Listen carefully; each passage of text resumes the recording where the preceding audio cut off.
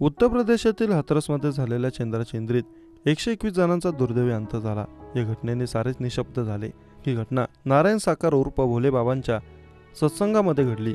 बाबांचे भक्त मोठ्या संख्येने या सत्संगामध्ये पोहोचले होते। आता या घटनेनंतर भोलेबाबा आणि कार्यक्रमाच्या आयोजकांवर प्रश्नचिन्ह उपस्थित केले आहेत। इतकंच नाही तर या बाबाच्या आश्रमातील अनेक रहस्य समोर येत आहेत।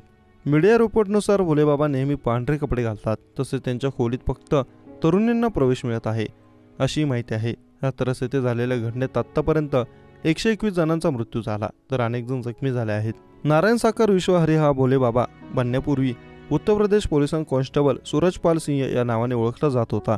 सूत्रांनी दिलेल्या माहितीनुसार 58 वर्षीय सूरजपाल सिंह हा कासगंज जिल्ह्यातील बहादूरनगर गावातील एका दलित कुटुंबातील आहे।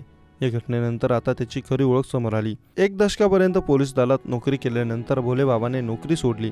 त्याची अखेरची पोस्टिंग ही आग्रा येथे होती। भोलेबाबा याचं लग्न झालेलं असून त्याला मुलं नाहीत। सूरजपाल सिंहने पोलीसची नोकरी सोडल्यानंतर आपलं नाव भोलेबाबा ठेवलं। त्यांच्या पत्नीला मातोश्री म्हणून ओळखलं जात। भोलेबाबाने 5 वर्षांपूर्वी गाव सोडलं। मंगळवारी हाथरस येथे भोलेबाबांचा सत्संग होता।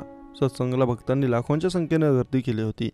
सत्संग संपल्यानंतर जेव्हा भोलेबाबा त्यांच्या गाडीने निघाले तेव्हा त्यांच्या चरणाची धूळ म्हणजेच माती घेण्यासाठी लोकांनी धाव घेतली। अचानक इतक्या संख्येने लोकांची झुंबड उडाल्याने काही लोक खाली पडले आणि इतर लोक त्यांच्या अंगावर चढून पुढे गेले। या घटनेत 121 जणांचा अंत झाला आहे।